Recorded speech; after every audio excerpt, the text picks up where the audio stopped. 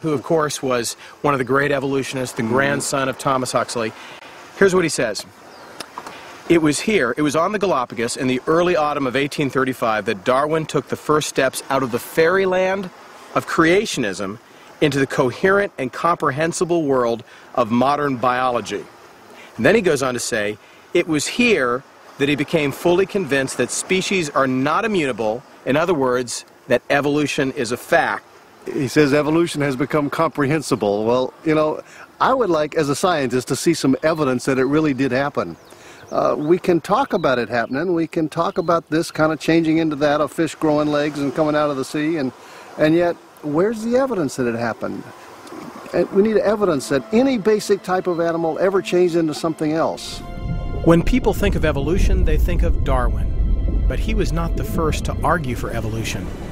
However, he was the first to provide the Western world with a unified theory of origins to replace the biblical account. Darwin's unique contribution was a process, a mechanism to explain changes. He called this natural selection. And nowhere is the controversy surrounding the mysterious process of natural selection more evident than on the black lava rocks of Fernandina Island.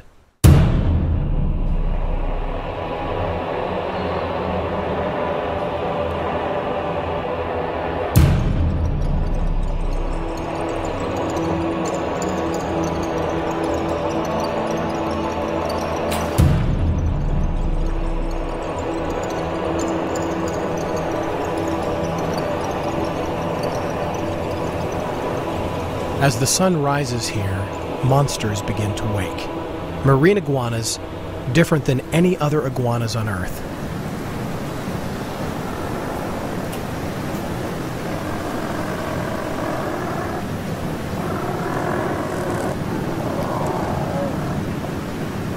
Sources of food on land are scarce, so these creatures have developed the ability to feed in the sea.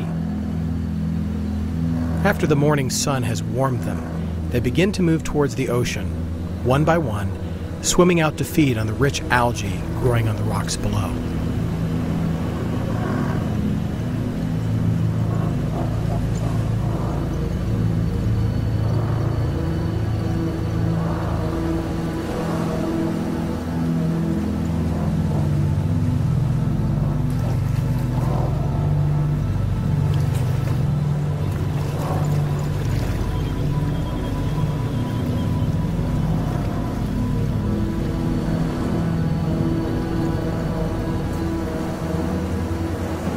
They can die for only a few minutes because their core temperatures drop dangerously low.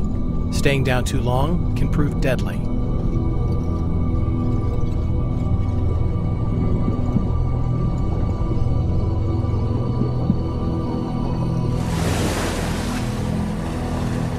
After they've had their fill, they begin an often treacherous journey back to land to warm in the morning sun.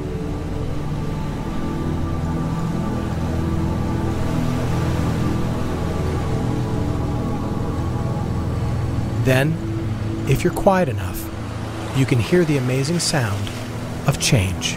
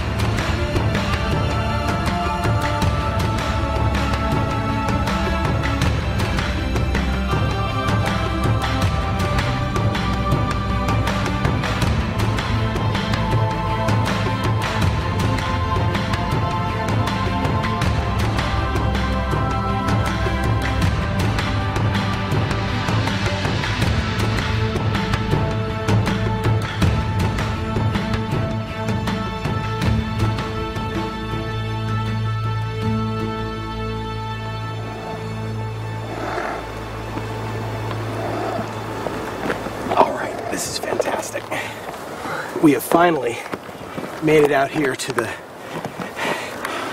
resting ground of these incredible creatures. Darwin said of these marine iguanas that they were the most disgusting, clumsy lizards.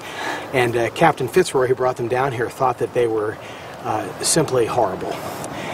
But some of the mariners that made it out here, they actually ate the lizards. One person described them as being sweetmeat. Most people wouldn't go near them. And look at these guys. I mean, in one sense, they're pretty hideous with these crests. They actually look like dragons. But I think from a creation perspective, these are, in one sense, some of the most beautiful creatures in the world. And they're beautiful because they are one of the greatest examples I can think of the principle of mediated design. Of course, Darwin talks about natural selection, and there's a sense in which natural selection, of course, is true. Animals adapt to their environment. But the lizard is an example of not an animal mutating and gaining new information, but of the fact that when God designed these original lizard kind, He gave them the potential to adapt to all sorts of different environments. And in this particular case, these animals are singular. They swim in the water. They live in the water. They swim underneath the water. They can hold their breath for long periods of time underneath the water. They're the only lizards in the entire world that can do just that, only found here in the Galapagos. And they fit perfectly with the environment. And so we call this mediative design, that there was an original design, but then all the potential was built in for them to have these variations when they come out here. It really is amazing. And not only that, if you look carefully, you watch the head movements and you listen, every couple of minutes you see them sneezing salt. And that's a very special gland that has adapted to this particular environment that was part of the genetic potential designed in them from the very beginning, so they can expel all the salt they get from being in the water. This is a pretty big problem for the evolutionists, because the evolutionists see several other types of reptiles that have developed salt-spitting glands. There's one right there. Fantastic. And the evolutionists say, well, each of these different types of reptiles had to uniquely develop these salt-spitting glands, but we think a better answer for this is that God designed these creatures with the potential to adapt to various environments. This particular environment, this type of creature, like this amazing monster in front of us, the built-in design recognized, here's what's going to work the best. He's about to blow. Wow. But those crests, all of that make them look so... There you go. That's great.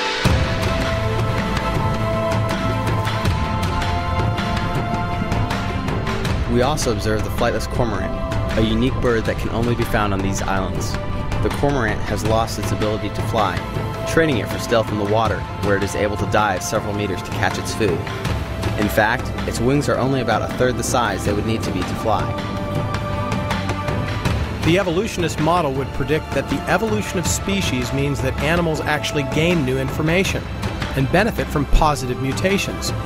But it's abundantly clear, in the case of the cormorant, that the exact opposite has happened. These birds have experienced a loss of information. These birds have come up out of the water, they've cleared a path. The one bird on the left, this cormorant, has chased off the iguanas, and these two birds are doing a little ritualistic dance around each other. I've never seen anything like this before. This is amazing. But the territoriality of these cormorants, just kicking the iguanas out of their way so they can claim the top of this rock, is absolutely amazing. Blue eyes, blue screen eyes. The cormorant came to this island. Possibly, this is a bird that would have died, or the ones that went out to sea would not have been successful. And so the greatest amount of success and the survival of this bird is when they're on land. And in terms of the principle of mediated design, they lost their ability to fly, and the emphasis came on their ability to go underneath the water to hunt for food. So this bird is really unique in that it didn't start out this way. It didn't start out flightless. We believe that when the birds came here, they could fly. But in adapting to this environment, the strongest cormorant, the best cormorant for survival here, was one that worked well in the water. And apparently God built into the genetic infrastructure of this animal the ability to lose the flightless, the ability to fly, and to emphasize other genetic potential that's made it very successful here. It's a remarkable example of the fact that God planned from the very beginning to give animals like the cormorant the ability to adapt to different environments, not by mutating into new creatures, but by emphasizing specific types of genetic potential that was already built into it. Marine iguanas and the flightless cormorant are evidences of what Darwin interpreted as the result of natural selection. Species are able to change and to adapt to their environment. Those animals most suited to their environments, something Darwin called favored races, thrive and produce offspring. Animals less suitable tend to die off, a process leading to changes in diversification. But then Darwin takes a great leap of faith. From so simple a beginning, endless forms most beautiful and most wonderful have been and are being evolved. Darwin concludes that small changes within a kind, something we can observe, are proof of something which has never been observed, evolution, or the transformation of one kind of animal into another. This presents a huge question. Is natural selection proof of evolution? You know, this place is amazing. The Galapagos Islands. I can see why Darwin was so fascinated with them. The idea behind evolution is the origin of species and how you get new species from pre-existing species. Well, here we have an organism who's obviously related to those on the land, but yet have adopted a completely different behavior and lifestyle. But imagine the surprise when these marine iguanas were seen to be interfertile with the land-based iguanas. Evolution is all about the origin of new species, but in this case, those that we thought were different species are really the same species. It's the opposite of evolution.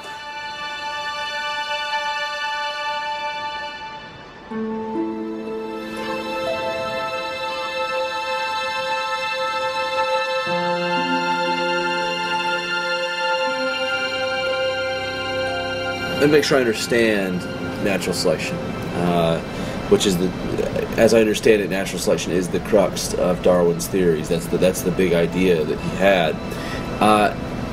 Evolution would say natural selection, which is, the dominant survive and evolve, leads to new information that creates new species. A creationist would say that natural selection is because of the information that's already there that allows for potential. The Bible begins with discussions on taxonomy and on kinds. So taxonomy is how we name and classify animals, giving them names, and the kinds are the original created orders. Okay, well, when God created these original kinds, whatever the original penguin kind was, whatever the original bear kind was, He built into them an amazing sequence of information which is found in their genetic code that does allow them to adapt to different circumstances and to emphasize different traits and different characteristics based on a number of different factors. Now, if this is what's meant by natural selection, then we are 100% behind it. That's not what Darwin means. That's not what people are being led to believe today. What they're being led to believe is that natural selection is a survival of the fittest that leads to certain animals being taken out while other animals are getting stronger and better by gaining new information and transforming into brand new kinds of animals. We've never seen it. It's never been recorded. It certainly hasn't been recorded at the Galapagos. It's contrary to the biblical understanding of science and the scientific understanding of science. That's what we oppose. We don't oppose the idea that animals change. We do oppose the idea that they change into new kinds of animals. Evolution, you remember, talks about these big changes. It doesn't just talk about an ape becoming a man. That's a big change, but it's not it's not as big a change as a clam turning into a man, and